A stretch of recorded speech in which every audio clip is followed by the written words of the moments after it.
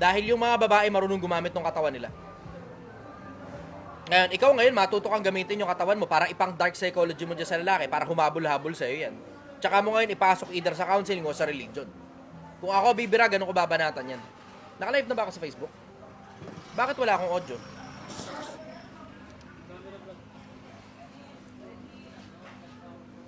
Yun, ganun ko babanatan yan. Kung ako babae, ganun ko bibirahan yan. Twisted kasi utak ko eh. Ikaw rin naman eh. Nung napikot mo yung lalaki na yan, o sabihin mo siya nang ligaw sa'yo, hindi, binigay mo yung attention mo sa kanya eh. Diba? Ito ang problema, nagkamali ka ng pinagbigyan ng attention and you have to accept that fact na nagkamali ka talaga ng binigyan ng attention. Yun kasi ang mahirap kapag hindi ko rin maintindihan eh, sa mga babae in general eh. Taka na, kukuha ng attention ng kahit sino na lang. Tapos wala nang pilian, yung unang dumating sa kanila, akala nila yun na yun. Ang mangyayari ngayon, nabuntis ngayon sila. Tapos ngayon, tsaka nila malalaman, irresponsableng lalaki pala. Yan ang trouble eh. Doon nagkakaproblema. Doon sa hindi kasi kayo namimili ng lalaki. Ang nangyayari, kung sino yung una na lang na dumating, yun na ngayon ang pinipili nyo. Bahala na sa buhay kung anong mangyari. May mga babae rin kasi, hindi ko naman sinasabing ikaw, pero may mga babae rin kasi attention seeker eh. Thirst trapper eh. Labas-labas ng suso, labas-labas ng poke, labas-labas ng puwet, labas-labas ng singit, labas-labas ng hita. O ngayon, ano ngayon ang nangyayari? Nakakakuha ka ngayon ng atensyon ng mga malilibog na lalaking irresponsable. Pag nadali ka ngayon ng isa sa mga ganun, ayan, nadali ka nga ng isa sa mga ganun. Tapos ngayon, naman, problema ka. Ayun, bibigay ko na ngayon sa iyo yung diretsong possibly resolution do sa problema mo. You only have a few options. Ang isa sa mga malalaking options mo dyan, ipasok mo sa religion o ipasok mo sa sa counseling. Ngayon tatanong mo, paano mo siya mapapapaya? Gamitin mo katawan mo. Diretso. Tatanong mo, paano ngayon, hindi ko na ngayon mahal yung lalaki? Eh, yung pagmamahal, humuhupa talaga yan kapag may anak na kayo.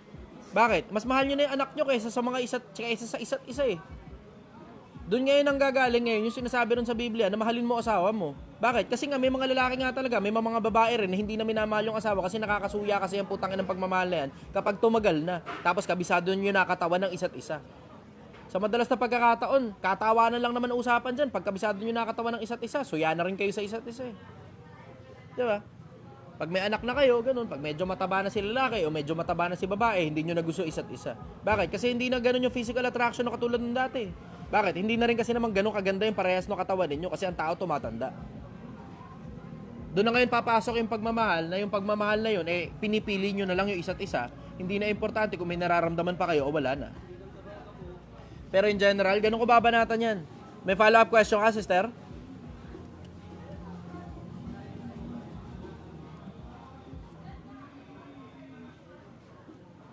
May follow-up question ka pa?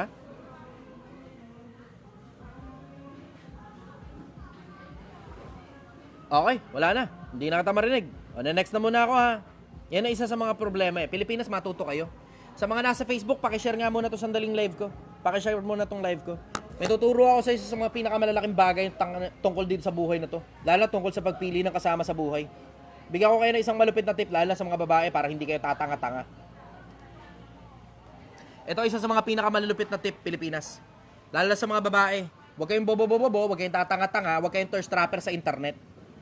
Bakit? Kasi makukuha mo atensyon ng mga malilibog na lalaki. At karamihan sa mga malilibog na lalaki, irresponsable. Isip bata, utak toge. Ngayon, ano ngayon ang mangyayari? Pag nadali ka na isa sa mga ganyan, naanakan ka, puta, magiging miserable buhay mo. Dahil pag nagkaanak ka na, madalas na pagkakataon, pangit talaga katawan ng babae pag nagkakaanak. O, tapos ngayon, ano mangyayari? Magiging bitter fuck ka. Kasi sasabihin mo, irresponsable yung lalaki. Eh, in the first place, alam mo naman kasing irresponsable yan eh. Ang problema kasi, thirst trapper ka kasi. Pinapakita mo yung hita mo, pinapakita mo yung suso mo, hindi ka naman model. O tapos ngayon, ano mangyayari? Makukuha mo ngayon atensyon ng mga irresponsableng putang inang siraulong mga malilibog na mga lalaki. Baka may itsura yan, baka wala. Baka may pera yan, baka wala. It doesn't matter. Pero sa madalas na pagkakataon, sino namang matinong lalaki ang putang inang pipili ng babae na thirst trapper? Diba? Madalas na pagkakataon, ikaw babae, thirst trapper ka, makukuha mo lalaki, malibog na lalaki. Sobrang common yan. Tapos magrereklamo ka, irresponsable. Eh putang ina mo, pinili mo yan eh. Indirectly, pinili mo yan. Kasi alam mo naman na kapag kumukuha ka ng atensyon ng mga taong malilibog, karamihan dyan, irresponsable talaga. Tapos sasabihin mo, nabastos ka, bla bla. Or worse, ginawa mo yan Hindi nga inasawa eh. Ginowa mo lang, tapos nabuntis ka. Tapos magrereklamo ka ngayon. Pilipinas, matuto ka. Huwag kang tanga. Huwag kang tanga. Yung mga high-end na mga babae, yan yung mga babaeng tinatakpan yung katawan nila. Yung mga low-end na mga babae, na mga hindi naman model, kasi kung model ka, wala tayong pag-uusap dyan. Hanap buhay mo mismo yan eh. Katawan mo mismo, hanap buhay mo. Pero hindi ka naman model, di ba? Hindi naman katawan yung panghanap buhay mo at nagtatrabaho ka ng anong putang inang trabaho lang sa putang inang kung saan man sa Jollibee, ganun. Pero kung makapaglabas ka ng suso mo, kalahati ng suso.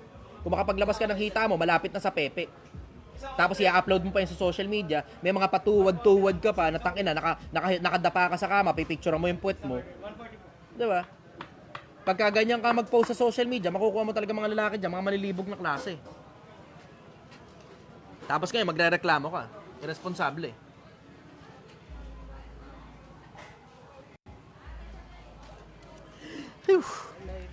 Asan mo yung putang inang tsinelas ko? Kanina pa ako paikot-ikot eh. Putang inang tsinelas ko! Hindi yung tsinelas.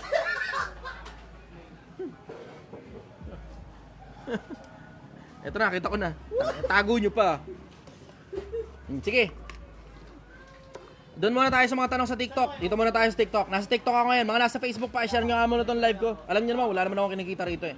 Akin, makatulong lang sa mga kapwa-tao. Nakikita nyo, walang ads dito. Wala ring tag ito, wala ring stars. Walang kahit na wala akong kinikita dito. Chichester official to, ano? Yes, boss. Okay, sige. Next question tayo. Middle Eastern. Let's go. Sa mga nasa TikTok, paki-heart nyo nga muna sandali ito, tapos paki-share nyo rin yung live ko. Good evening, sister. Taga saan ka?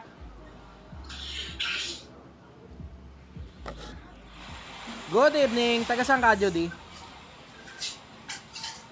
Ay, hindi pala si Judy to. Paano to? Nea24.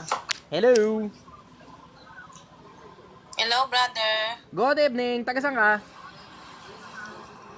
Taga Nueva Ecija ako pero nandito ako sa Abu Dhabi. Abu Dhabi. Okay. Ano tanong mo? Tatanong ko sana kung ano mapapayo mo sa akin. Kasi single mother ako. Tapos yung mga anak ko nagre-rebelde na. Kaya lang, kung uuwi ako ng Pilipinas, wala akong magiging trabaho. Hindi ko alam kung anong gagawin ko eh. May magiging trabaho ka, sister. Excuse mo na lang yan. Kasi nasanay ka na sa malaking perang galing sa Middle East. Kasi nga, malaki nga sweldo nyo dyan. Domestic helper ka? Cleaners? Yes, brother. Domestic helper. O, ang sweldo nyo lang naman dyan, kasino lang, 18 lang eh. Ano naman ang masama kung sumisweldo ka ng 12,000 minimum dito sa Pilipinas sa pagja-janitress? Diba? Technically, ganun din naman yun eh, diba? Nandiyan ka sa abroad, naglilinis ka ng bahay ng may bahay, mansion yan, sobrang laki yan, sobrang sipag mo dyan, sobrang lupit mo dyan, malamang durog na rin yung kamay mo dyan, malamang nalalagas na rin yung buhok mo dyan, malamang sugat-sugat yung kamay mo dyan, malamang pawisan ka, pagod ka, puyat ka, nagramadan pa, putang ina. Para sa 18 o 20,000 na sweldo. Eh ano naman ang masama kung sumisweldo ka rito sa Pilipinas ng 12,000 sa pagiging kung hindi man cleaners, janitress. Addiction nyo na lang sa malaking pera yan eh. Ngayon, ano nangyari? Sisira na buhay nyo, nasisira na pamilya nyo. Yung anak nyo hindi na sumusunod sa inyo, rebelde na. Bakit? Walang nagbabantay eh. Pera lang ang tingin sa inyo ng mga anak ninyo, pera lang. Nagkakaproblema talaga kayo ng ganyan. Itigilan nyo kasi yung kaka-abroad pag may anak na kayo, pag may asawa na kayo. Kasi karamihan dyan sa mga nasa abroad, lalo na domestic helper, puta yung mga asawang iniiwan nyo sa dito sa Pilipinas, nang bababae na, gamit pa yung perang binibigay nyo sa kanila eh. Nagiinom, gamit yung perang binibigay nyo sa kanila. Yung mga kamag-anak nyo, hingi ng pera. Tapos ngayon, pag uwi nyo ng Pilipinas, may konting dala kayo, 1, 2 buwang sweldo. Kasi lahat ng iba sweldo nyo, pinamudmud nyo rin sa Pilipinas na para kayo si Santa Claus. Tapos pag uwi nyo ng Pilipinas, yung 2 buwang sweldo nyo, 1 buwan lang, ubus na agad. Iniipit-ipit nyo na lang. Tapos ang tamad nyo rin humanap ng trabaho rito sa Pilipinas. Tanga na, napakadali na humanap ng trabaho rito eh. Mag-print ka ng 50 resume, pumunta ka sa Makati, o pumunta ka sa kung saan mang malapit na business district ng lugar ninyo. Hindi na importante kung nasa ang lugar ka pa sa buong Pilipinas, may bayan dyan. Ipamudbud mo sa kung saan yung resume mo, sabi mo nag-a-apply kang trabaho. Tanga na, imposible naman 50 resume, hindi ka matanggap kahit isa. Kasi sabi mo, ay hirap humanap ng malaking sweldo. Mahirap talaga. So ngayon, ang mangyayari dyan, humanap ka ngayon ng kahit anong trabaho lang muna pansamantala. Habang nag-a-apply ka ng mas malaki pang sweldo. Pero kahit na anong trabaho, tanggapin mo muna basta may pumapasok lang na pera. Pero hindi kasi uubra na puta. May pamilya na kayo, may asawa na, may anak na. Tapos mag-a-abroad-abroadan pa kayo. Tapos ganun din naman, ipamumudmud nyo rin yung pera nyo dito sa Pilipinas. Mangyari, sinisira nyo pamilya nyo. Sinisira nyo buhay ninyo. Ang worst pa niyan, baka tangina, dyan na rin kayo mamatay. Every na sa'yo mamatay, ang ibig ko sabihin, hindi kayo physical na mamamatay dyan, pero yung pagod nyo, yung puyat ninyo, yung putang inang lungkot na nararamdaman nyo, sabayan pa ng putang inang asawang bababae at saka mga anak na putang inang sira na ulo, tangina, ang ibig ko sabihin doon sa namamatay, hindi kayo nabubuhay, walking zombie na lang kayo dyan. Naglalakad kayo, naglilinis kayo, kumikilos kayo, pero wala na kayong buhay. Yung buhay nyo, binebenta nyo na lang sa ibang lahi. Hanggang sa magkasakit ka pag uwi mo ng Pilipinas, hindi ka na ngayon makapag-abroad, o overage ka na, hindi ka na makapag-abroad, 40 anyos pasado ka na. Pag tungtong mo ngayon ng 40, tignan mo, pag tungtong mo rin naman ng 40, wala ka rin naman choice kundi umuwi sa Pilipinas eh. Kasi hanggang 42, 43 lang naman ang pag-Middle East, hindi naman tumatanggap doon ng mahigit 45 anyos na eh. Dati tumatanggap pa ng 50 ang Saudi eh. Ngayon hindi na eh. Lalo na Abu Dhabi, mahigpit-higpit pa dyan. Pag tumungtong ka ng 40, hindi ka na makakapasok dyan. Lalo pa Dubai. Puta, Dubai nga, 37, 38 lang, hindi na nila tinatanggap eh. Kung mag-domestic helper ka. Nako, putang ina sister. Ako, dediretsuhin lang kita. Ang pinakamalupit na magagawa mo dyan, diretsahan lang tayo. Pinakamalupit na magagawa mo dyan, andyan ka na rin lang naman. Tapusin mo yung kontrata, iuwi mo lahat ng pera dito. Ang ibibigay mo lang na pera sa kanila, 5,000 lang, hindi na kailangan sobra pa dun.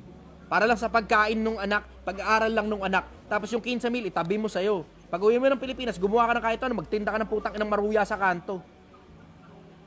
At least magkasama kayo ng anak mo, nababantayan mo yung anak mo. Ikaw mismo ang nagpapalaki sa anak mo. Sabi mo, nagre-rebelde anak ko. Taka na, pag nga sa Pilipinas ka, wag mong pakainin yung putang inang yan. Tignan mo, tanggal ang pagre-rebelde niyang hayop na yan. Palayasin mo, tignan mo, tanggal ang pagre-rebelde niyang hayop na yan. Kasi ano lang naman sa dalawa yan eh. Either didiskarte siya ng pagkain sa kung saan mang ibang lugar, o babalik siya sa bahay mo, umiiyak, sana tanggapin mo siya pabalik. Kuha mo yun? Yes, brother. Thank you, brother. Follow-up question, sister. Ayun lang, brother. Thank you. Sakit, Kasi, no? nagbukas yung puso ko. Wala, nakakadurog talaga ng puso yan. Pero you have to accept the hard pill. Kasi wala magsasalita ng ganito. And you have to understand that I am speaking to you. Hindi dahil iniinis kita, inaasar kita, tinutuya kita, iniinsulto kita, hindi. I am talking to you as if I am talking to a good friend of mine that this is exactly what I will say to my friends. Kasi nagmamalasakit ako sa inyo. Hindi biro yung hirap dyan, hindi biro yung pagod dyan. Takina, kayo lang nakakaram ng hirap dyan, ng pagod dyan, ng puyat dyan, ng dugo sa kamay ninyo, sugatan kayo, nung tangina durog na yung kamay nyo sa putang inang tide na sobrang tapang ng putang inang tide dyan. Hindi ka parehas ng tide dito sa Pilipinas na gentle sa kamay. Sobrang laki ng putang inang bahay na akala ng mga kamag-anak mo pag nagpicture ka, napakayaman mo na dyan. Pero ang totoo, nililinis mo yung putang inang hindi birong laki ng bahay na yun, tapos ikaw lang mag-isa, swerte ka kung may makakasama ka. Tapos yung pera mo, papamudmud mo ngayon dito sa Pilipinas, tangina hindi nila alam kung anong halaga niyang pera na yan. Ang alam lang nila, umuulan ng pera sa putang inang Western Union o galing sa Palawan Express.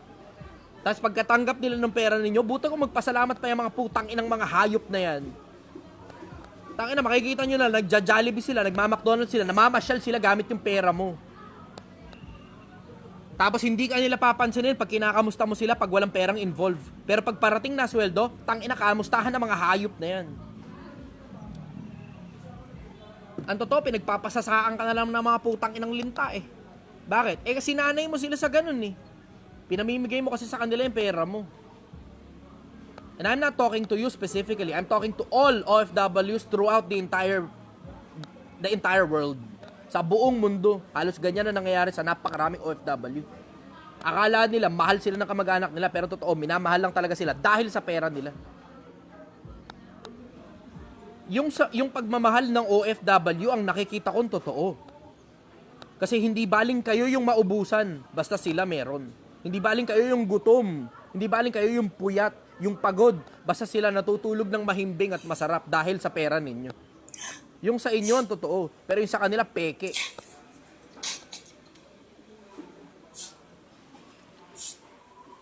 May magrereklamo pa dyan yung asawa ng isa, yung macho. Hindi naman ika lahat. Tangina mo eh.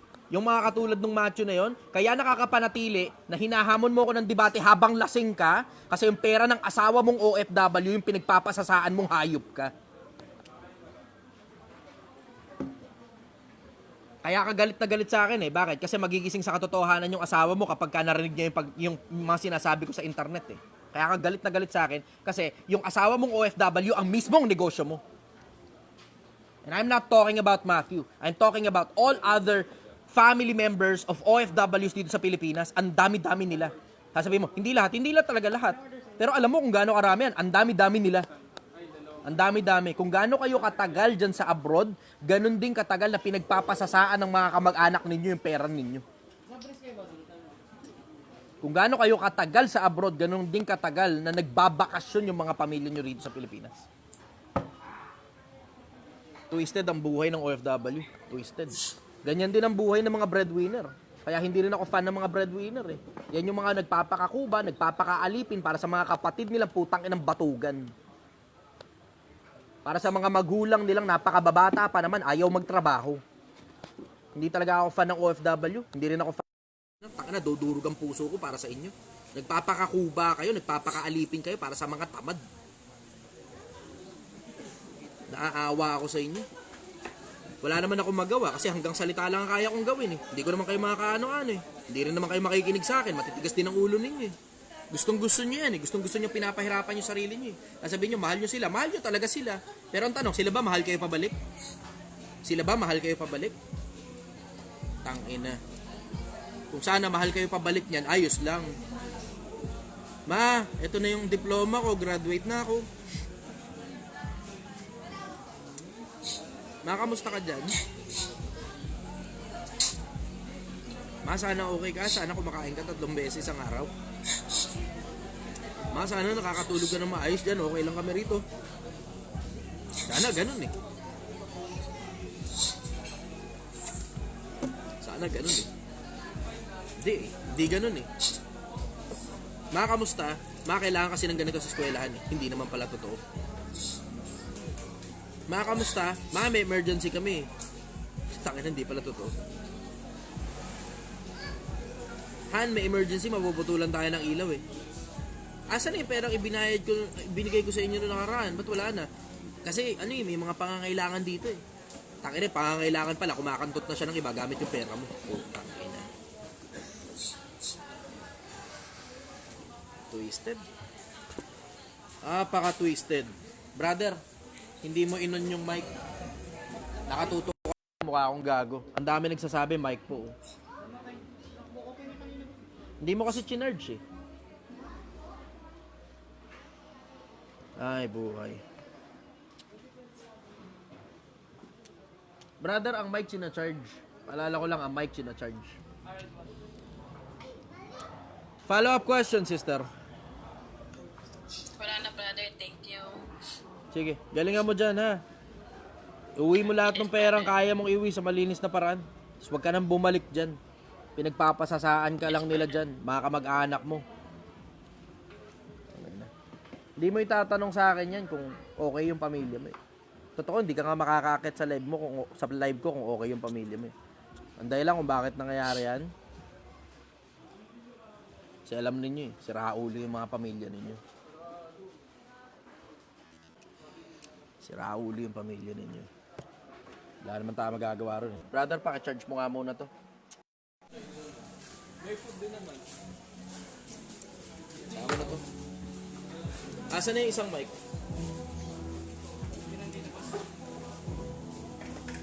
Hindi yan, brother. Paulit-ulit tayo dun sa isa.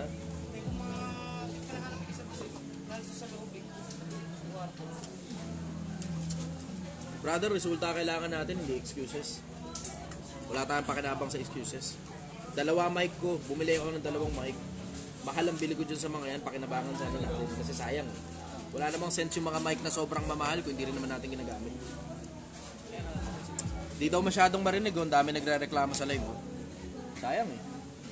Dami sanang natututo.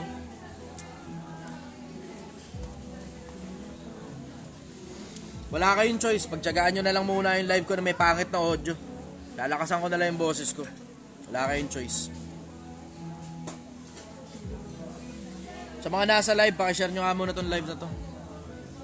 Better, pag na-charge yan, ulitin na lang yung live.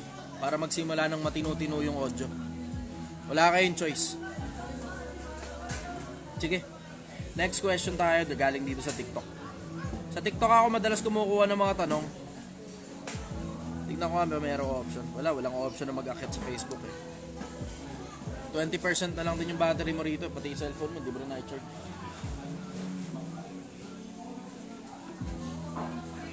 Sige, kuha muna ako ng iba.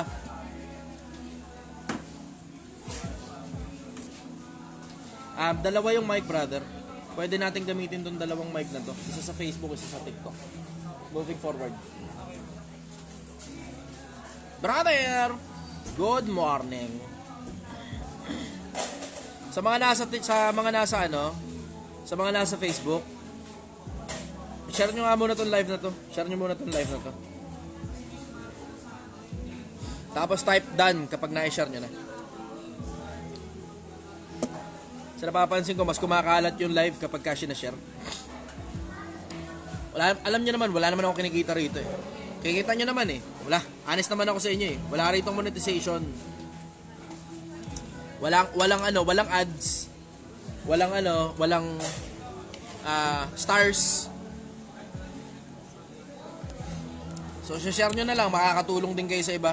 Ako rin, makakatulong din ako sa iba. Maraming tao matututo.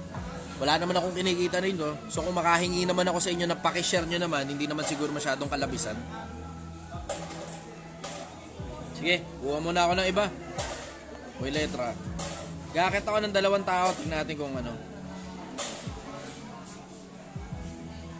Okay, good evening sa inyo. Waiting tayo kung sino unang makakapasok. Nagkakita ako ng 2 tao dito sa TikTok.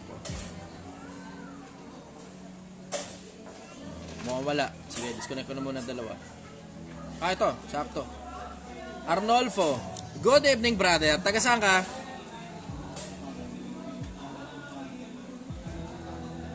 Good evening, brother. Taga saan ka?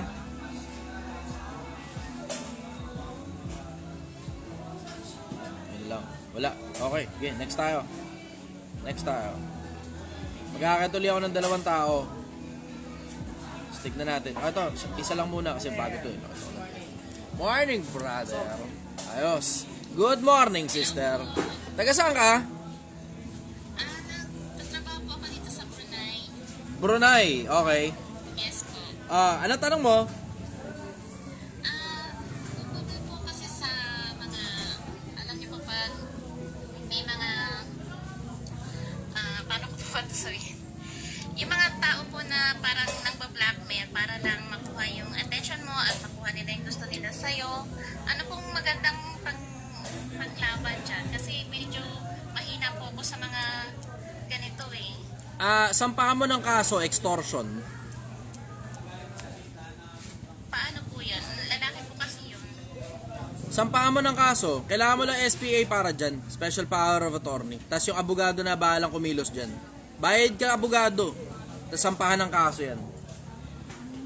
Susunod kasi, wag mo kasi ibibigay sa kung kani-kanino yung mga hubad na litrato mo.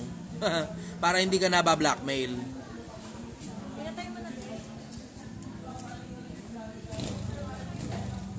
O mo yan? Okay po. Damo, hindi ka makasagot ngayon, ano? Huwag nyo kasi isasend ko kani-kanino yung nudes nyo. Dapat doon lang sa katiwa-tiwala talaga. Ha? Hindi naman po siya tungkol sa mga picture.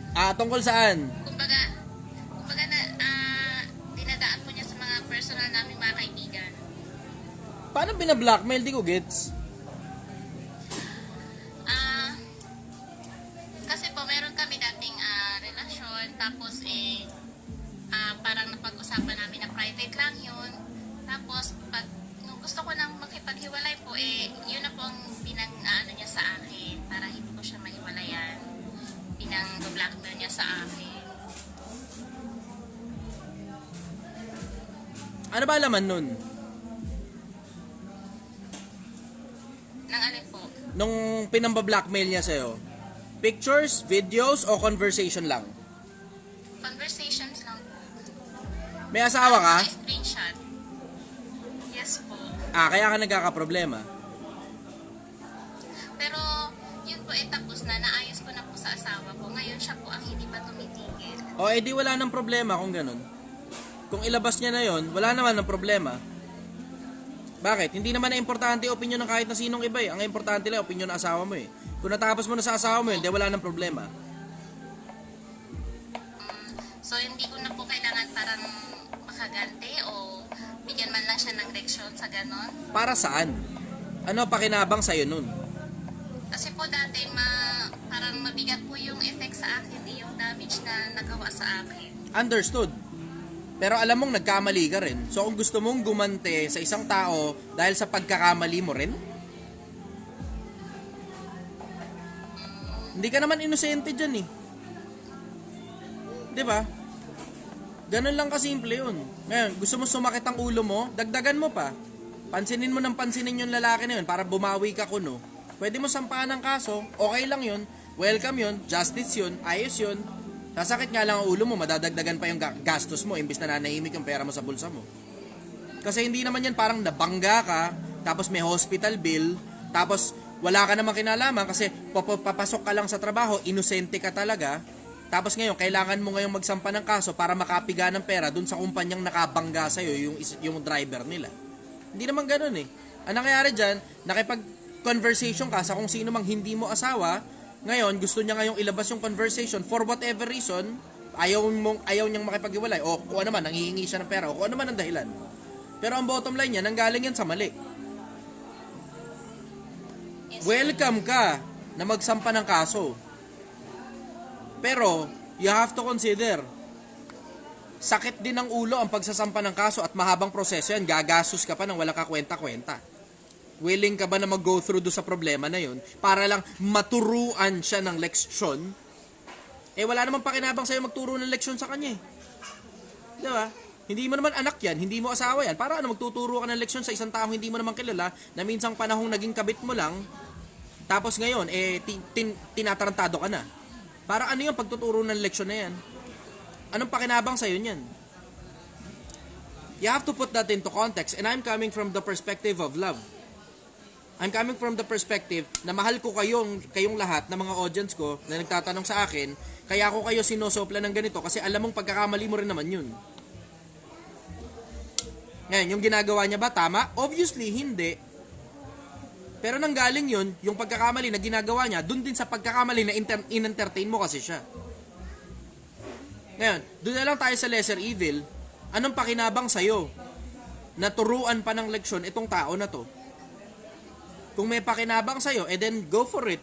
Tignan mo muna kung sulit yung pakinabang sa'yo. Kasi kung ego-ego mo lang yan na gusto mo siyang turuan ng leksyon, walang pakinabang yan at all. Pinakain mo lang ego mo, nagastusan ka ng pera, kumuha ka ng abogado, sumakit pa ulo mo. Tama? Ayun, yun ang sagot ko. No? May follow-up question ka? Wala na po, kasi parang okay na po ngayon. Yun lang ang inaano ko kung hindi pa siya tumigil. Pag hindi tumigil, doon pwede mong sampahan ng kaso. Pero sa mas madalas na pagkakataon, pag hindi mo pinansin yan, ilalabas niya lang naman yung mga conversation na napatawad ka na rin naman ng asawa mo tungkol sa mga conversation na yun eh. O tapos, ano naman ang ngayon ng bearing nun? Mawawala na ng kapangyarihan yun. Bakit? Napatawad ka na nga ng asawa mo eh. Kahit ano pa ilabas niya, napatawad ka na. Ngayon, magagalit siya ulit? Magagalit siya ulit. Pero ipapaalala mo lang ulit sa asawa mo na, nakapag-usap na tayo dyan, nakahingi na ako ng dispensa, napatawad mo na rin ako dyan. Hindi mo ako pwedeng kastiguin sa bagay na napatawad mo na ako. Kasi parang anong nangyari nun, ikinulong mo na ako. Yun yung pag-aaway nating dalawa. Nakulong na ako dyan sa kaso na yan. Hindi mo naman ako pwedeng ikulong ulit sa parehas na kaso. Diba? Ganun na labas nun. Ang tawag dun sa batas, double jeopardy. Nahatulang ka na, hinatulang ka ulit. Hindi naman pwede yun. Pomo? Sige po. Okay. Sige po, sir. Salamat. Sige. Sana naliwanagan ka. Good. Okay. Yan sinasabi ko, Pilipinas.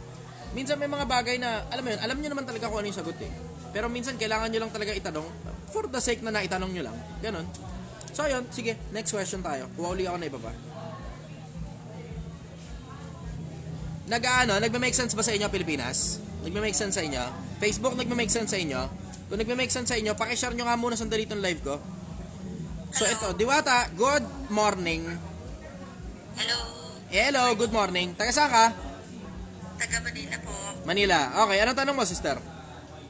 Medyo naiya po ako tanungin kasi marami po kapag Ande, okay ka lang, relax lang. Kasi fake account naman yung gamit mo sa TikTok eh. Tapos hindi rin naman namin nakikita yung mukha mo eh. Huwag mo lang ito turn on yung camera mo. Ang naririnig lang namin, boses ng isang taong hindi namin kilala, hindi namin alam ang mukha, hindi namin alam kung saan eksakto sa Manila, hindi rin namin alam kahit na anong detalye ng buhay mo bukod sa bagay na sasabihin mo. So huwag ka mag-alala, safe ka dito. Opo. So, kasi well, medyo nakakaangat po kasi yung pamilya ng asawa ko. Okay. So, medyo well off sila. And to be honest, yun din ang pamilya namin medyo okay din naman po. Ang problema ko po kasi is yung dinedemand po kasi ng partner ko is gusto niya i-give up yung career ko para Okay na, saksak mo na. pamilya. Ah. And hindi naman po sa parang kasi nagkahihirapan ko sabihin ko lang sa mga iba. Kasi tuwing sinasabi ko siya, sinasabi ko ng tao, ako naman, parang, kapal ako. Parang basta ang facts lang po is medyo nag-earn po kasi ako ng higher 60 years. Pero yung family ko kasi ng husband ko, may kaya ko talaga, may pera ko talaga. And parang stable.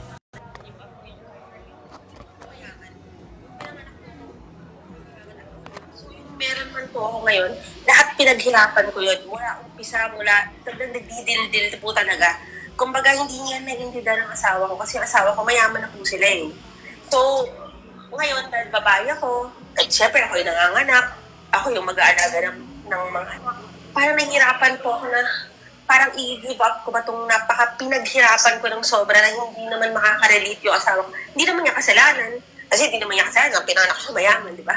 Oh. Pero parang i-give up ko ba ito lahat para lang sa pamilya na inaasam namin? Parang napaka-unfair kasi na ako, at hindi ko, parang masyadong first world country na mayabang. Pero yun po, kasi hindi po ako pinanganak na ganito eh, di ba? Pinaghirapan ko siya.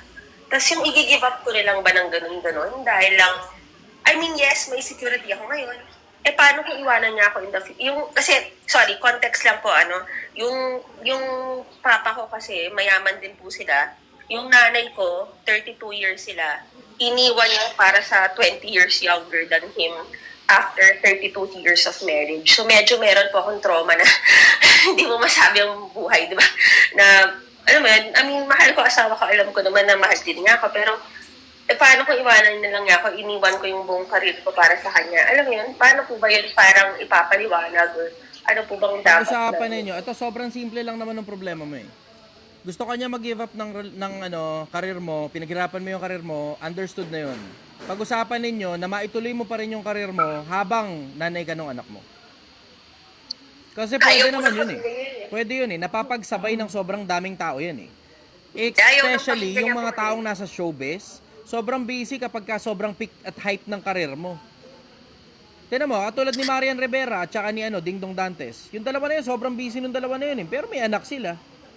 Yung Kramer, yung Team Kramer, yung parehas na mag-asawa na yun, sobrang busy nila parehas eh. Pero may anak din sila. Kung nagagawa ng mga tao na yun, sobrang sikat na mga tao, na sobrang busy rin at the same time, yung sa inyo, career lang naman eh. At 8 oras lang yan sa madalas na pagkakataon. Hindi yan parang kasing demanding nung katulad nung sa mga artista na minsan, 16 hours a day. Labas pa rin ng tulog, may mga pagkakataon, di na sila nakakauwi sa artista van na sila natutulog. Kung yung mga tao na yun, nagagawa yan, kaya nyo rin yun. Pero it's just a matter of settling na nakapag-usap kayo, na nag-agree kayo, and you have arrived to the same conclusion. Kasi kung hindi talaga kayo magsasettle, na ikaw i-give up mo yung karir mo, o siya naman, hindi kanya, papayagang kanyang manatili sa karir mo, wala namang gitna eh. Ang mangyayari niyan, magtatrabaho ka na work from home, tapos hindi yun eksakto yung posisyon na gusto mo kasi hindi naman talaga yun yung pinaghirapan mo. Ganun na mangyayari nun. Tapos ngayon, magkakaproblema ka ngayon kapag alam mo, isa sa mga pinakamalaking bagay na natutunan ko tungkol sa buhay, tungkol sa babae rin in general.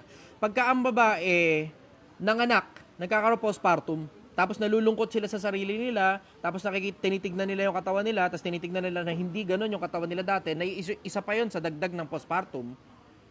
Pero if you have your career na hindi naman sobrang stress, na yun talaga eksakto yung gusto mo talagang gawin at talagang ipinaglaban mo talaga yun for the longest time, tapos hindi ka masyadong napapagod dun sa mismong karir na yun, and I think you should stay in that job. Yun ang palagay ko. Pero kailangan mag-settle kayo sa gitna. You have to meet halfway. Napag-usapan ninyo kung ano yung mga gagana sa inyo, ano din yung mga hindi, na hindi pwedeng ipilit ng isang panig lang yung sarili niya, hindi rin pwedeng ipilit ng kabilang panig lang yung sarili niya. Kailangan pagkasunduan ninyong dalawa yan, kasi pag hindi nyo pinagkasunduan yan, tangina, katakot-takot na away yan. Katakot-takot na away yan. Paano ko po ma-motivate na parang di naman maging masyadong insistent na, ito yung gusto ko mangyari. Paano kasi sa totoo lang po, yung problema talaga namin is yung pamilya niya. Very traditional po kasi yung pamilya niya eh. Parang binilhan po kami ng bahay ng magulang niya. Pero ang daming strings. Sabi ko nga, kahit tumira lang tayo doon sa condo na ako yung nagpundar na napakaliit lang po, 22 square meters lang. Kasi sa bahay na binili ng pamilya ko, sobrang daming attach. Tama talaga sabi ng Biblia. Iiwan ng lalaki at babae ang kanyang ama at ang kanyang ina. Ang dalawa magsasama. Hindi na si dalawa, kundi isang laman na. Kasi pagka ganyan talaga na nakikialam ang biyenan, bibilhan ng bahay, tapos pakikialaman lahat ng kilos. Konting kibot, nakikialam. Tama po. Tangina, kung ganyan, maiging magsulon na lang kayo. Huwag nyo nang tanggapin yung bahay na yun. Kung ang kasama rin lang naman nun, mga kaalokbat lang naman, mga sakit ng ulo, na nakikialam sila sa mga desisyonan ninyo. Yun, isa sa mga problema. Bakit kasi pumili ka ng ganong klase ng lalaki? Na mamas boy o mamas girl? Mamas boy o papas boy? College pa lang po kami nun, hindi ko alam. Hindi ko pa alam yun eh. Bata pa po kami, hindi ko naman. Nagpakasal na ba kayo? Opo. Nako, putang ina mo. Wala. Wala. Abang buhay mo na ngayong kalbaryo yan. What you have now is not a problem. What you have now is a situation. Ang gagawin mo, pagagaanin mo na lang para gumaan yung sitwasyon, lumipat kayo na ibang bahay. Habang buhay mo ng kalbaryo yan, pumili ka ng ganyang klase ng lalaki, hindi makakala sa magulang. Hindi ko naman kasi alam nung time mo, hindi ko naman sure, hindi ko naman alam na ganun pala siya eh. So, mahirap kasi po eh. Paano kaya yun na Brother, pakihina mo nga muna sandali. Don't be insensitive. Nakita mo nang naka-live tayo eh. Yung isa sa mga empleyado ko, insensitive. Nakakainis. Pasensya. Sorry po. Hindi ikaw, yung empleyado ko. Insensitive. Kita na naka-live, ilalakas pa niya. Ayun ako. Okay. Yun. What you have now is a situation. Ang magagawa mo lang dyan, mapagaan yung sitwasyon. Pero yung tungkol doon sa problema ninyong dalawa, it can be a problem or it can also be a situation. Depende na lang ngayon sa kung paano nyong dalawa titignan yun. Pag hindi kayo makapag-settle, then what you have is a situation. Pero kung makakapag-settle kayo, makakapag-usap kayo, makaka-arrive kayo to the conclusion na favorable for the both of you o isa sa inyo willing mag-adjust, then what you have is a problem. Tapos makuha nyo yung resolution doon sa problema na yun, then wala kayo ngayong problema. So, sabihin ko po siya, kasi lagi ko po sinasabi sa kanya na hindi po ako willing i-give up yung career na pinaghirapan ko, di ba? Kasi ayoko naman kasi sa totoo lang po medyo negative yung conversation namin kasi feeling ko hindi na naiintindihan kung gaano kahirap yung i-build mo ng sarili mo, di ba? Kasi may siya eh, like meron siyang, he has a plot armor. He has a lot of money in the beginning, so he doesn't understand how it is to struggle for what you want, right? Pero sa totoo lang, hindi naman niya kasalanan yun. Kasalanan ba yun? Kasi pinanganak siya ng ganun. Pero, so medyo caught up ako dun in between. Kung sa totoo lang, kung siya yung babae, ako yung lalaki, wala kaming problema. Di ba? I-give up. Pero, hindi, magkaiba. I'm sorry, ako yung nanganganak. So, pero paano naman po yung pinaghirapan? Hindi madali. Hindi madali na umabot ako dito sa like high 6 digits. Pinaghirapan ko talaga to.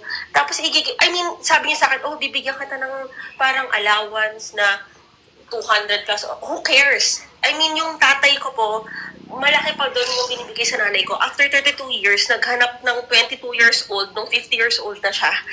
Hindi mo masabi. Hindi mo masabi po. Yung bagay na yan, ipanatili mo na lang sa isip mo yan kung may bring up sa kanya yan. Kasi magiging negatibo talaga yung conversation kapag umpisa pa lang na wala naman siyang ginagawang kahit na pinaparatangan mo na siya dahil sa tatay mo. Sa bagay. Hindi gagana yan, sister. Tama Mo, kumikita ka 6 digit, di mo man lang kayang kumbinsin yung asawa mo? Eh di kausapin mo siya na kung paano mo kinakausap yung mga empleyado mo. Kasi po doon, output-based yun eh. I don't have to stroke his ego to make him feel better. But he's my husband. I have to do that for him. Oo, ngayon, ganito. Ang importante kasi dyan, mabago yung environment. So ako, kung ako bibira ng ganyan at ako yung babae, ako nasa sitwasyon mo, hindi ko naiisipin kung paano yung lalaki. Ako si Chester ha. Ako muna si Chester kunyari, hindi muna ikaw si Chester. Ako muna si Chester. Ako si Chester, hindi ko iisipin yung iniisip ng lalaki. Bakit? Kasi itong babae ngayon yung nasa harap ko at kausap ko ngayon eh. So mag-a-advise ako dito sa babae ngayon kung paano gagawin. O ngayon, ako na ngayon kunyari ikaw. Kung ako babanat dyan at ako babae at pinaghirapan ko yung karir na yon at ayoko i-give up kasi hindi naman ako sigurado kung tangin mo mananatili ka ba sa akin o hahanap ka ng bata, diba? Tama. Blah blah, etc. With all the complications in between, ang ikakanat ko dyan, unang-una, babanat ko muna na lumayo muna tayo sa magulang mo. Bakit? Ang putang inang conditioning nanggagaling sa magulang niyan lalaki. Tama po. Tama. Una ko munang ilalayo muna yun sa magulang niya. Hindi muna ako dun sa mag-aanak tayo, magpapamilya tayo. Putang ina, hindi muna yun. Umalis muna tayo sa putang ina magulang niyo. Dun muna, bago tayo magpamilya. Hindi ako papayag na magpabuntis sa'yo kung nandyan tayo nakasaksak tayo sa magulang mo. Miserable magiging buhay ko nun. Hindi, aalis muna tayo, yung muna-una. Pero hindi ko sasabihin sa paraan na ganito. Etong bunga nga ako, hindi ganitong bunga na ganito. Paano po ba sabihin? Kung paano ka makipag-usap sa empleyado mo, ganun mo babanat yan. Ganun yun. Kasi, tingnan mo, you are more likely to convince your employees than convince your husband. Bakit? Kasi kinakausap mo siya na para bang ang dating, condescending ka. Naririnig ko sa tono mo ngayon, parang condescending ang dating, na para bang, alam mo yun, malamang binibring up mo din sa kanya na, hindi, tatay ko nga, puta, 50 years sila 100 years sila magkasama, pinagpalit yung nanay ko sa bata eh. Paano kung ganun gawin mo sa akin? Putang ina, ako kakausapin mo ng ganun? Putang ina to. Wala pa nga akong ginagawa, ganyan ka na makipag-usap sa akin. Oo. Diba? Tapos kakanat pa, pinaghirapan ko to. Hindi ka gana yun. Bakit? Di naman niya alam yung pinaghirapan mo, ano ka ba? Ikaw na nga nagsasabi, hindi niya alam yun eh. Bakit? Privilege nga eh. Galing sa magulang niya yung putang inang kung ano man yung pinaghahanap buhayan niya. May springboard yan lalaki na yan. Hindi yan galing sa baba. Hindi niya maintindihan yung struggle na meron ka. Kung kakausapin ko yan, kakausapin ka doon sa perspective kung paano le-level ako sa kanya. Kung paano ngayon ako maiintindihan yan lalaki na yan. Kung paano sa kahit na anong paraan maiintindihan niya ako, doon ako babanat. At minsan, yung mga ganyang bagay, pinag-uusapan yan, hindi sa bahay. Pinag-uusapan yan sa kung saan mang 5-star hotel na merong expensive dinner, tapos kantutan kayo pagdating ng gabi. Hindi mo kailangan. Oo, gamitin mo yung katawan mo, puta babae ka, asawa mo naman yan. Paano isipin mo, kung paano si Solomon nakumbinsi ng babae na magtayo ng muog ng mga Diyos-Diyosan hanggang sa magalit sa kanya Diyos, tangina sabi ko sa isip ko, siguro matindi siguro yung mga babae na yung gumiling. Para makumbinsi mo yung lalaki, pinakamatalinong ginawa ng Diyos para magtayo ng putang inang Diyos-Diyosan. Woohoo! Tangina tindi. Isipin mo kayo kung gaano katindi si Delilah. Para pinakamalakas na lalaki, madali niya. Isipin mo ngayon kung paano katindi si Eva. Parang pinakaunang lalaki, madali niya. May kapangyarihan ng mga babaeng hindi nyo alam. Magaling magmanipula mga babae. Ako I strongly suggest gamitin mo yung pagkababae mo. Hindi ka lang marunong gumamit ng pagkababae mo pero tangina kung ako yung babae, putang ina maniwala ka sa akin, iikot ang tumbong yun sa akin. Pati buong buhay mo iikot sa akin kung ako babae. Ang problema ako kasi lalaki. So kaya yun, iniwan ako. Ganun lang naman yun eh. Akawa mo na? Una mo muna, isikwat mo muna siya dyan sa mga magulang niya. Sikwatin mo muna yan. Parang talaba yan, nakadikit sa magulang. Lahat na lang ng mental conditioning, lahat ng instruction, doon galing. Pati dark psychology, doon galing sa magulang. Para ma-dark psychology mo yan, na ikaw naman ngayon ang pinakikinggan yan, puta, kailangan ialis mo ngayon yan doon sa mental conditioning niya. Tama po. Kung anong itsura ng pagkasal, ganun po lahat nakaayon sa kung anong itsura ng sa magulang niya. Yun na nga, magiging problema mo dun. Lalo na pag tumatanggap kayo ng pera galing sa magulang. Putang ina, tigilan nyo kasi. Get the fuck out of the payroll. Alis kayo sa payroll ng magulang. Eh puta, pati bahay galing sa magulang. Eh, mamanduhan ka talaga kayo niyan. Siyempre, sila yung nag-invest sa inyo eh. What do they get in return? Pakakainin nila yung mga ego nila. Sila nagmamando sa anak.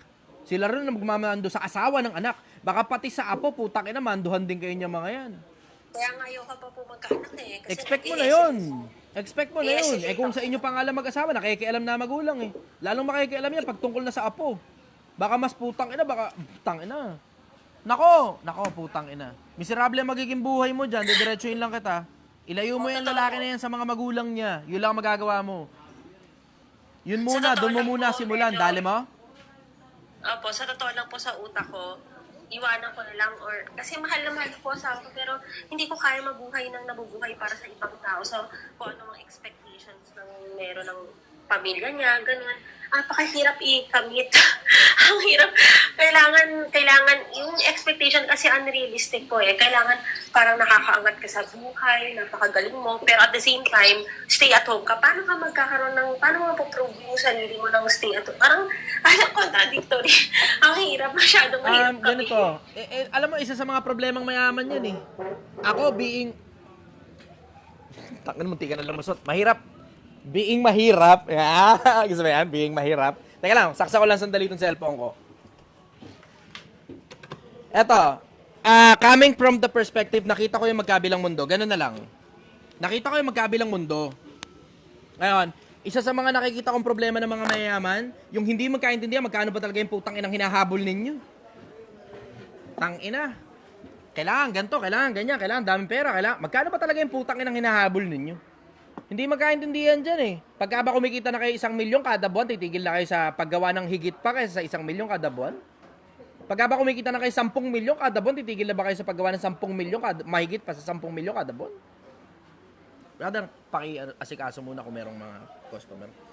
Hindi kasi, dyan kasi hindi magkaintindihan eh. Hindi magkaintindihan kung magkano ba talaga hinahabol yung mga putang inang mga mayayaman kayo. Yung iba sa inyo, sobrang ganid na lang eh. Sobrang ganid. Hindi na magkaintindihan, magkano ba talaga hinahabol. Ako, alam mo, sa dami na natutunan ko tungkol sa buhay, isa sa pinakamalalaking bagay na natutunan ko, hindi umiikot ang buhay sa pera. Mas masarap yung buhay na hindi mo pinapaikot ang buhay mo sa pera.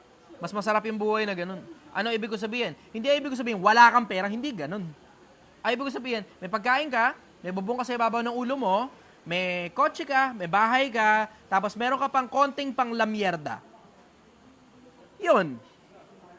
Okay na ako sa ganun. Nakakapag-invest ng kaperaso, hindi masyadong sobrang bilyonaryo. Diba? Kasi, tangina, hindi talaga magkaintindihan sa magkano ba hinahabol eh. Kaya hindi rin tuloy magkaintindihan kung kailan ba talaga magkakaanak. Eh, tangina, ito nga nakakaburat sa mundo eh. Yung mga dapat nag-aanak, na yun yung mga matataba ang utak ng mga yumayamang mga tao, iilang piraso lang ang anak. Mga putang inang basura ng lipunan, na umaasa sa putang inang bigay ng gobyerno na ayaw magtrabaho, yun ngayon ang katutak ang anak. Hindi ngayon, magkaintindihan kasi kung magkano ba talaga hinahabol nyo. Sobrang busy nyo sa buhay. Kagagawa ng pera. Putang ina, puro pera na lang importante sa mga mayaman tao eh. Hindi na magkaintindihan, magkano ba talaga? Eh, tignan mo, katulad niyan, ikaw rin, hindi ka na rin makagawa ng pamilya, hindi talaga magkaintindihan, magkano ba talaga perang hinahabol mo eh. Eh, sabi mo, pinaghirapan ko to. Oo nga, pinaghirapan mo nga yan. Pero ang tanong ko sa'yo, how low can you go? Magkano ba yung pinakamaliit na pwede mong kitain na okay ka na doon at maligaya ka na doon at makakapagpamilya kayo ng payapa? Magkano ba? Hindi mo rin masabi eh. 6 digit ka, okay, congratulations, clap. Pag 7 digits ka ba, okay ka na? Pag 8 digits ka ba, okay ka na? Pag 9 digits ka ba, okay ka na? Wala po sa pera, kahit na doesn't matter.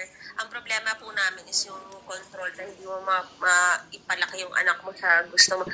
Who cares? Hindi wala sa pera yun eh. Sa kalayaan na kung paano Okay, sige, mag-settle kayo sa gitna. Ikaw magre-resign sa trabaho, siya kakala sa magulang niya. Fair? Hindi ko alam kung kaya mabuhay ng nakakalas sa magulang niya. Yun talaga. Trouble mo talaga yun. Nag-asawa ka ng ganyan. Pinili mo yan eh. Hindi ko naman alam. Now you have a situation. Huwag mo sabihin hindi mo alam. Alam mo yan. Deep Hindi down, ko po alam mo alam. yan. Deep down, Hindi ko nagdududa alam. ka na. Akala ko parehas. Deep down, kabado Hindi ko ka alam. na. Pero tinuloy mo yung kasal. Bakit? Mahal mo eh. Diba? Now you have a situation. mo sabihin sa akin, hindi mo alam yan. Tangina, ang dami niyong pera, hindi mo alam yan. Puta, mas madali, mas gusto mong diretsahan ha, mas madali pang magpakasal sa kahit sino na lang kaysa gumawa ng sobrang daming pera katulad ng meron ka ngayon. Napag-isipan mo yan. One way or the other, alam mo yan. Tinanggap mo lang talaga. Ngayon, you have to suffer the consequence. Sir, akala ko kasi parehas kami na parang, alam mo yun, na parang okay naman, middle class, Hindi, okay. ang totoo niyan, meron kang preconceived idea na akala mo. Tapos ngayon, ipinilit mong ilapat siya dun sa akala mo. Ngayong nagkakaroon na ng conflict, nagigising ka na ngayon na hindi pala yun yung totoo. Totoo po. O, tamo? Totoo Meron po. ka kasing preconceived idea. Yung preconceived idea mo, yan yung Prince Charming mo, pinilit mong ilapat na yan yung Prince Charming mo. Na siya naman talaga yung Prince Charming mo, nagkakaproblema lang talaga kayo kasi hindi na ngayon siya lumalapat dun sa konsepto ng Prince Charming mo nung una. Wala kang kamalay-malay, puta, mamas boy, papas boy pala to. Na alam mo naman na yun dati, hindi mo lang talaga pinansin. Yun ang totoo, hindi mo pinansin yung red flag. Akala ko parang ano lang, respeto. Oh, kasi Hindi sobrang pala. dami kasing green flag. Hindi mo na pinansin yung mga red flag. Eh ngayon, nagkakaproblema na ngayon kayo doon sa mga red flag. Ngayon, ano ngayon ang gagawin mo? Ayun, ilayo mo na siya, doon mo simulan. Gamitin mo ang katawan mo para mailayo mo yan doon sa magulang niya. Doon mo muna simulan, tapos tsaka mo na problemahin yung iba pang mga bagay. You take it one step at a time. Kasi hindi mo makakain ng buong-buo lahat ng problema sabay-sabay.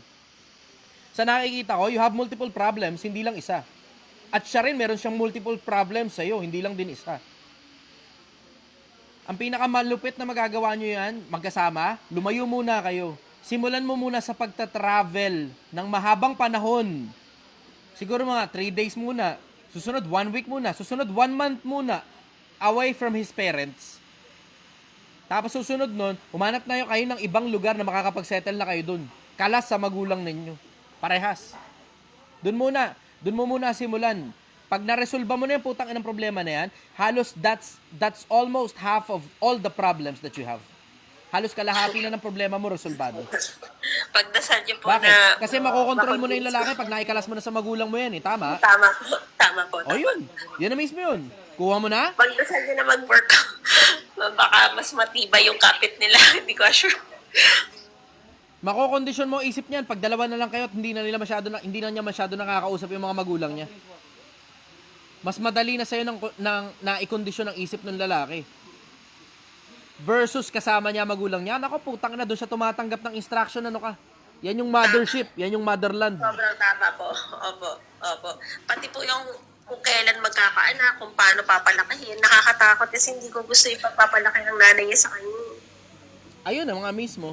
Okay, so resolbado na. Ikalas mo na muna siya ron, ha? Yun na muna una, tapos tsaka mo na problemahin yung iba.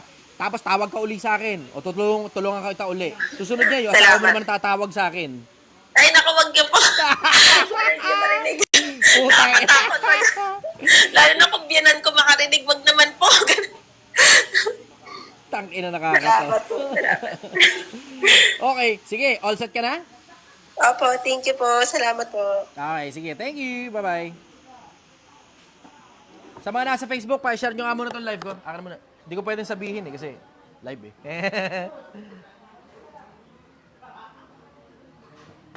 Okay.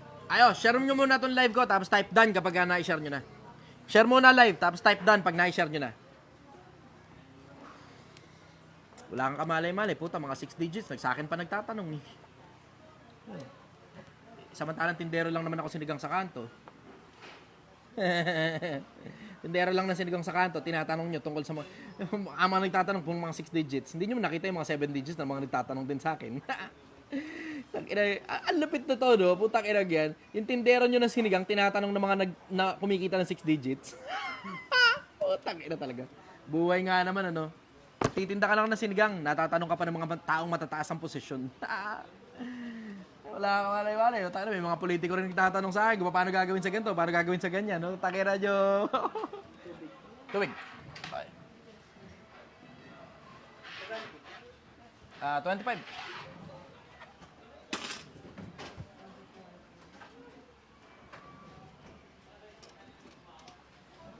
Okay, okay. Ayos. O, na-share niya. Dapat umangat yung mga viewers dyan, ha.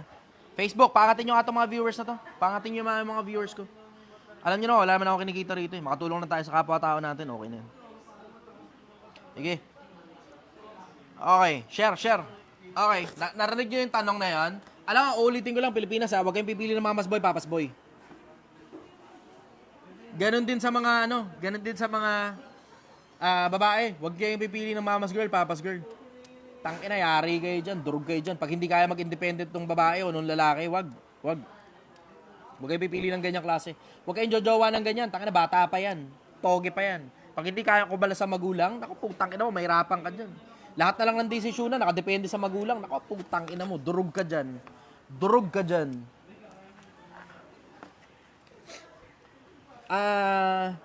Eleanor, billionaire siguro to sa Chichester. Di, tangina nyo. Tindero lang ako sa kanto.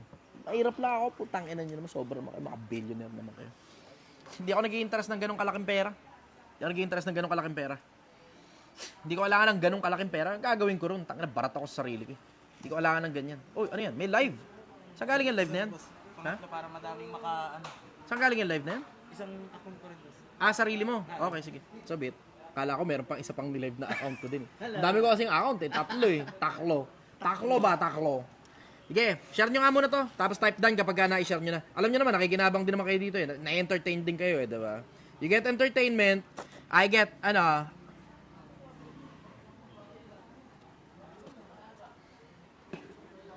sige. I get headaches and nothingness. Kasi wala ako napapala rito eh. Siguro, konting kasikatan, ganun. Pero ano naman, pakinabang ng kasikatan, kung wala namang kakakibat na pera, wala rin. Sige, share nyo muna to. Share nyo muna. Ako yung mag-aakit na una ng mga bagong guest. Sa mga nasa Facebook, share nyo muna to. Katuwa naman itong mga to. Kaya talaga hindi talaga makakapalag si Bugoy sa akin eh. Sabi ng isa, takot ka daw kay Bugoy. Takina, ako nga yung naghamon eh. Ano ba naman, ako pa yung takot. Good evening, brother. Taga saan ka?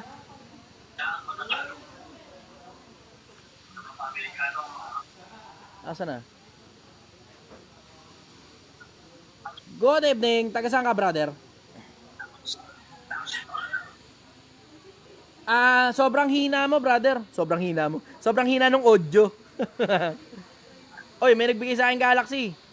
Uy, Galaxy. Tangina, wee, lumilipad ako sa Galaxy. Hindi ko alam kung ano nagagawa nun. Salamat. Brother, masyadong mahina. Ayusin mo muna yung audio mo. Kuha muna ako na iba. Kuha muna akong dalawa. Tapos pag kami pumasok, lalaglag ko isa. Ayan, good evening. Ruda. Good evening po. Taga saan ka? Nasaan ka ngayon? Nandito po ako ngayon sa Guimaras. Gimaras, okay. Ano tanong mo? Na-distract ako rito. Bugoy Drilon daw. Bugoy Drilon. Sige, go. OFW po ako. And then, kapapatay lang po nung December 2 January 2 yung anak ko. Pakilakasan ng konti yung boses mo, sister. Hindi kita marinig. OFW po ako. Bali, umuwi ako ng Pilipinas kasi namatay yung anak ko January 2. Okay. And then, parang nawalan ako ng time. Nawala yung time ko sa kanya. Kasi naging breadwinner na rin din ako ng pamilya ko. Parang mas nauna ko na yung family ko kaysa sa mga anak ko. Okay. Yung parang sobrang sakit na yung nararamdaman ko ngayon. Parang nawalan na ako ng time sa sarili ko. Parang gusto ko na rin ibigay yung buhay ko na parang nawalan na rin ako ng pag-asa. Kasi mas inuna ko yung pera kaysa yung time ko sa anak ko. Ang bigat ng nararamdaman ko kasi parang mas nauna ko yung pamilya ko. Inuna ko talaga yung mga kapatid ko na dapat is nabigay ko din sa mga anak. For 7 years na nag-abroad ako o nakapundar ako ng bahay, Pero yung time na hindi ko nabigay sa anak ko yun, yun yung hindi ko matanggap kasi mas inuna ko yung future nila eh. Kumbaga malaki yung pangarap ko sa mga anak ko. But hindi ko alam eh kung bakit sa akin napupunta yung ganitong sitwasyon kasi nangarap lang din naman ako. Ganun. Yung bigat na nararamdaman ko, hindi ko alam kung paano ko siya mag-uumpisa ulit. Hindi ko alam kung paano mag-uumpisa ulit. Yun lang yung kaisa-isa Kasi anak panganay mo, ko sister. 3 po. Okay. Naging independent siya, kuya eh. Siya yung nag-aalaga sa mga kapatid niya, napakabait na bata. Talagang as in, mabait na bata yung Okay. nawala sa akin. Kumbaga. Ano tanong mo, sister? Gusto kong malaman kung bakit ganito yung nangyayari sa buhay ko. Kumbaga, marami akong tanong sa mundo kung bakit ganito, bakit nangyayari sa akin to, bakit siya pa.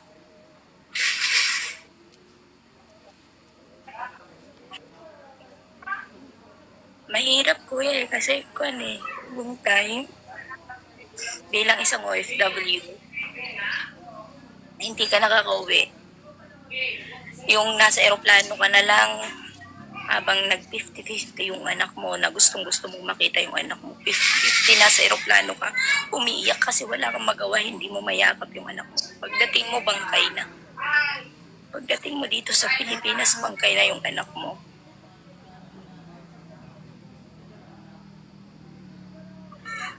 Pupunta ka ng ospital, wala na, nasa morgue na.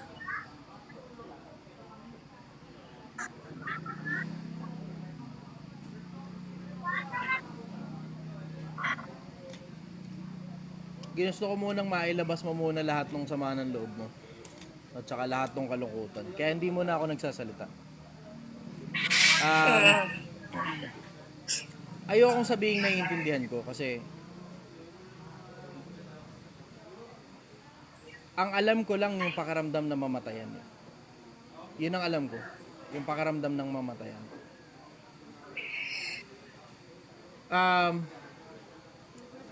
Ang isa sa mga pinakamalalaking bagay na natutunan ko sa buhay, yung mga tanong ko sa sarili ko, iniingatan ko. Maingat ako sa pagtatanong ko sa sarili ko.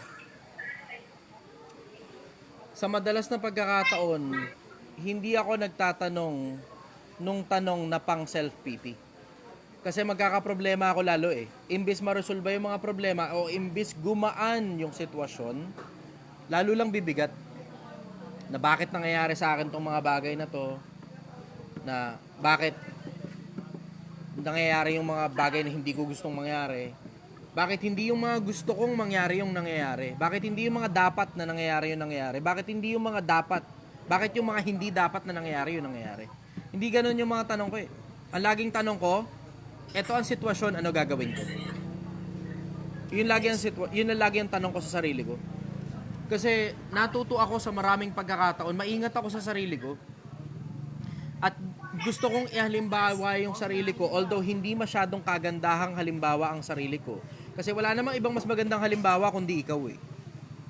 Pero kailangan mong makita yung ibang perspektibo na hindi tayo dito nabubuhay lang sa mundo.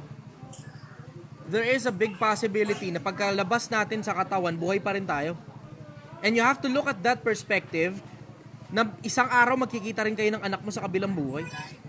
Kasi ganun ang tingin ko sa sarili ko, dun sa lahat ng mga kaibigan ko, mga kamag-anak ko, kadugo ko, o hindi, na nawala na ngayon dito sa mundo.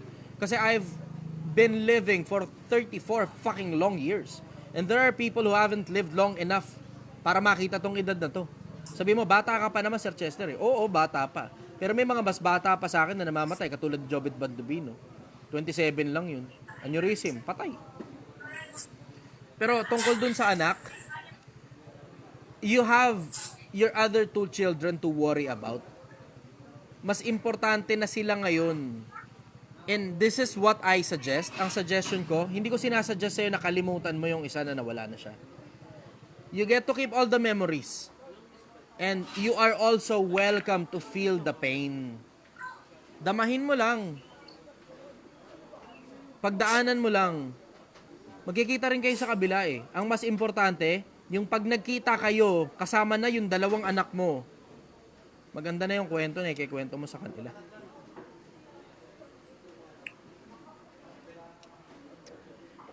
Hindi na yung nawala ka, tapos pagbalik mo bangkay na siya. Hindi na yung nawala ka, tapos hindi mo man lang siya mayakap. Hindi na yung kumita ka ng pera, inuna mo yung mga kapatid mo, hindi na din.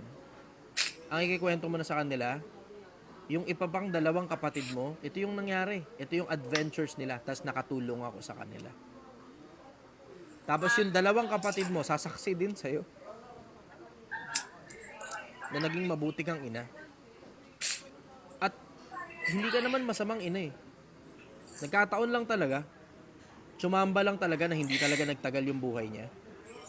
Pero hindi ka naman nandun para maglamierda eh. Hindi ka naman nandun para magpasarap. Ang totoo, katakot-takot na hirap na yung dinanas mo ron eh. Yung injustice na nangyari sa'yo. Yung inutangan ka, hindi ka binayaran. Yung nanghingi ng pera sa'yo, tapos hindi man lang nagpasalamat.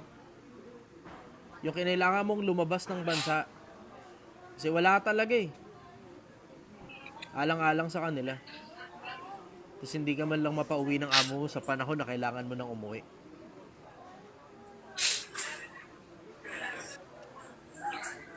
Naiintindihan ko yun eh. Yung bigat ng damdamin na ganun eh. Yun yung naiintindihan ko. Yung sitwasyon.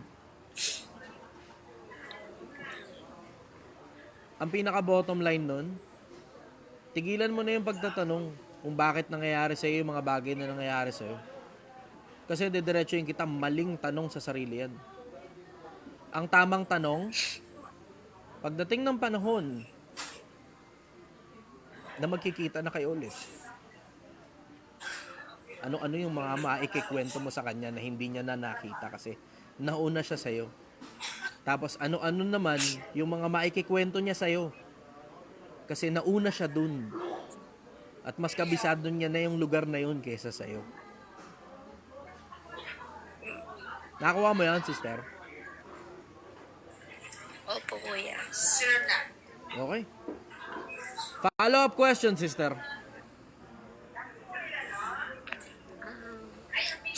Kasi kuya, ngayon kasi, wala parang ayoko na rin umalis. Gusto ko nang itutok yung buhay ko sa kanila, sa mga anak ko na naiwan. Kaya lang may mga babayaran pang utang na hindi ko alam kung kaya ba dito sa Pilipinas. Kasi magsasuffer din sila kung hindi rin ako aalis. Paano sila? Paano ko sila mapapag-aral? Yung mga tanong na ganun, na kung kaya ko ba kung hindi ako aalis. Kung kami lang yung nandito Tulungan na sa kita. Pilipinas kasi hindi rin naman ako Ito ang mayaman. kagandahan kapag yung Hindi. Ito ang kagandahan kapag yung live mismong nakakausap ko tao. Sige, tulungan na kita. I will spend an additional 5 minutes with you. Magkano utang mo? May 200,000 po. Ilan yung mga taong kinauutangan mo? Isa lang po. Isa lang? Good. Huwag ka na mag-abroad. Dito ka na lang sa Pilipinas. Kung kaya nung tao na yan na magpautang ng 200,000, then kaya niya ring mag-antay kung hanggang kailan siya kayang bayaran. Sabihin, maagrabyado yung tao, magagalit yung tao. Tiisin mo yung galit ng tao. Mas maigi na yun kaysa masira yung kinabukasan ng dalawang bata.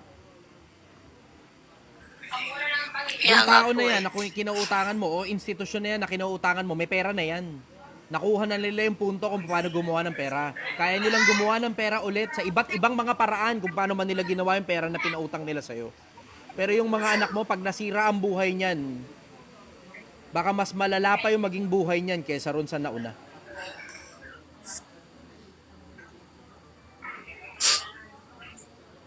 Manatili ka rito. Ang masama Tapos dun lahat ng po sobrang, kasi yung ipitin mo tao lahat yan ng is- pera. Tapos lahat ng sobrang pera, ibayad mo ron sa utang. Hindi mo naman tatakbuhan eh. Uutay-utayin mong bayaran eh. And it may take you years. Pero ang pinaka-bottom line yan, kung tuloy-tuloy ka na magtatrabaho, tuloy-tuloy mo rin silang mababayaran. Ang isa sa mga pinaka-importante, mag-upgrade ka ng skills mo. Oh, Kasi, pag nag-a-upgrade ka ng skills mo, mas mahal ang bayad sa'yo pag mas konti yung kayang gumawa ng trabaho. Brother, pahinga akong tubig. Pwede kang mag-TESDA katulad nung ginawa ko. okay. Nag-aaral ako, call center training, napakinabangan ko, nakapasok ako sa call center, sumisweldo ako 15,000 kada buwan. Tapos kumukomisyon pa ako nung kasi may incentive pa, tapos may commission pa. So kumikita ako ng malaki. Malaki kumpara sa 12, minimum. Pero ang pinaka-bottom line nun, huwag ka na umalis ng bansa. Mahihirapan ka lang dito, mapapagod ka lang dito, mapupuyat ka rin dito. Mas maliit lang yung kikitain mo rito. Pero masisigurado mo naman na ikaw mismo ang nagpapalaki sa anak mo, na mas malaki ngayon ang tsansa na maging mas maayos yung buhay ng dalawang anak mo, na mas maikikwento nyo ng mas maayos yung mga buhay ninyo pagdating nyo sa kabila. Kaysa aalis ka, tapos may isa na naman o baka parehas na mga anak mo yung masira yung buhay. Hindi man sila mamatay, walang nagbabantay sa kanila at walang nagmamalasakit silang sa kanilang kaparehas ng pagmamalasakit mo sa kanila. Nakuha mo yun?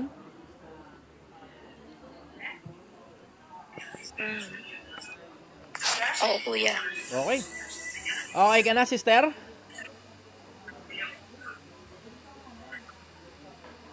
Okay na po, kuya. Thank you Okay. po. Thank you. Tibayan mo lang yung dibdib mo. Galingan mo lang sa buhay. Kasi we don't just get to live in this life, we also get to live in the afterlife. Magkikita-kita rin tayo sa finals eh. Kaya nga ako nakikita mo yung pinagtsatsagaan ko. Wala naman akong kinikita rito eh. Siguro kung makiko-consider mong kinikita itong kakarampot na kinikita sa pagtitinda ng sinigang, sige, kumikita ako sa sinigang. Pero hindi ko rin naman kino-consider na personal na pera ko ito eh. Pera ito na pinagkatiwala ng mga kapwa ko tao sa akin. Ngayon ang ginagawa ko, pinakikinabangan yan para makatulong din sa kapwa-tao. Ang gusto ko, makapagmalasakit. Kasi kung nakikita ninyo, tayo na, isipin mo yung konsepto na may mga taong gusto nga magpakamatay pero may pamilya sila eh. Na sana yung pamilya nila yung nagpapalakas ng loob nila pero yung pamilya pa nila mismo yung nag-a-attack sa kanila pababa. Walang nagmamalasakit eh. Sa mga influencer ninyo, walang nagmamalasakit. Sa mga religious organization ninyo, wala akong nakikitang nagmamalasakit. Sa TV, sa news, sa balita, sa radyo, sa internet, wala akong nakikita nagmamalasakit. Lahat sila, putang ina, puro pera usapan eh. Puro na lang pera. Akin na yung pera mo, akin na yung pera mo. Yun ang laging naririnig ko eh. Hindi nila sinasabi ng diretso yun, pero yun ang naririnig ng tinatranslate ng utak ko every time nagsasalita yung mga tao sa lahat ng platform. Sa buong mundo. Wala akong nakikita nagmamalasakit na gumagawa lang talaga ng bagay na dahil sa pagmamalasakit sa kapwa-tao. So yun yung dahilan kung bakit nag-open ako ng programa ngayon para makatulong sa kapwa-tao, para alam mo yun, yung mga ganitong klase ng tanong, alam mo yun, maibsan mo man lang yung nararamdaman ng kapwa-tao mo, di ba? Yun eh, yun ang dahilan kung bakit ako nagtsatsaga rito at wala naman ako kinikita. Sige sister, papakawala muna kita. And I wish and I hope Okay that po. you can do Thank you. better with your life. Kasi ito ang importante. Pagandahin mo ng husto yung buhay mo, yung kwento ng buhay mo, yung araw-araw na nakikita ng anak mo. Kasi kung ano ang puno, siya ang bunga. Yung mga anak mo nanonood sa'yo, kung sino ka, magiging ganun din sila. Kaya galingan mo sa buhay, sumabay ka na. Sige, okay na muna yan, sister. Thank you. Kuha muna ako na iba. Maraming Okay salamat po, sa oras thank mo. you. Na-appreciate kita. Okay. Ang bigat ng isang piraso na yun. Ah.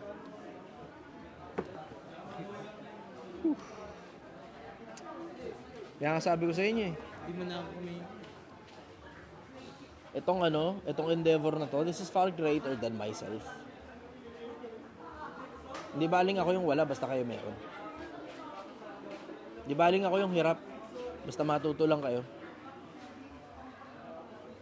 Hindi baling ako yung iniiwan, basta ako yung nandito para sa inyo.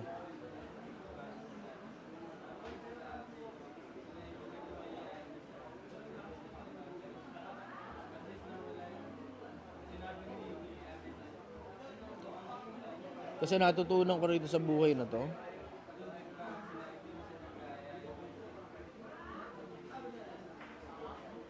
na hindi lang ako dito sa buhay na to mabubuhay. And I would want to believe that idea. Kahit pa sabihin mo kasinungalingan yun kasi wala naman talagang Diyos. Kahit sabihin mo hindi totoo yan dahil wala namang kabilang buhay. Gusto ko pa rin paniwalaan yung kasinungalingan yun.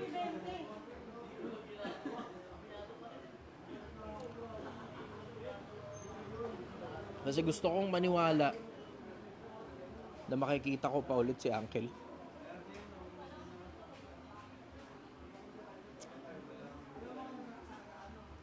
Para ikwento sa kanya kung ano na ako ngayon.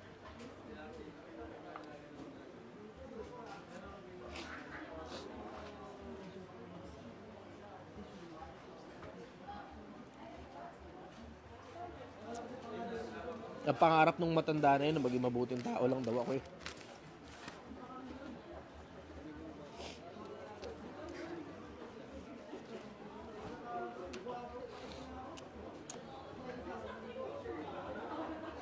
Ngayon,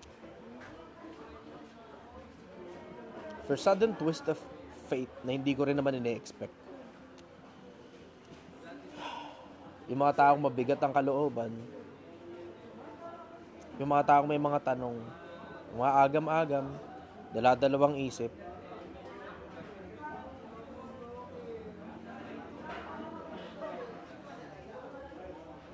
nagkakaroon ng linaw. So, yung mga taong pinanghihinaan ng loob, nagkakaroon ng lakas. Tapos yung mga taong naliligaw sa buhay na to, nagkakaroon ng direksyon.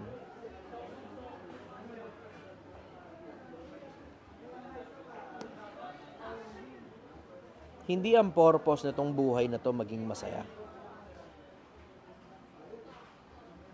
Kasi didiretsuhin ko kayo. Yung buhay ko ngayon, miserable. Miserable. Nagne-negosyo ako ng negosyong hindi ko gusto. Ito mismo. Itong Project 1M, hindi ko gusto to. Kayo ang may gusto nito. Sa survey,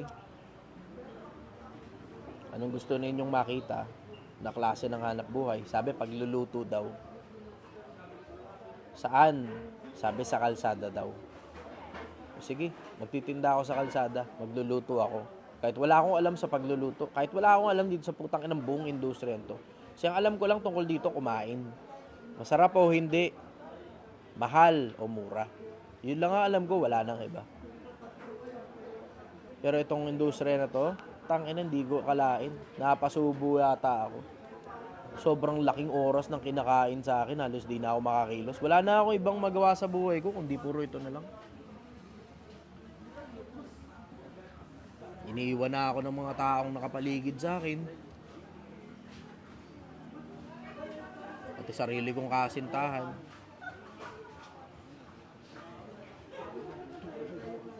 Yung mga taong dating mataas yung tingin sa akin, mababa na yung tingin sa akin kasi nagtindero ka ng sinigang. Parang gago.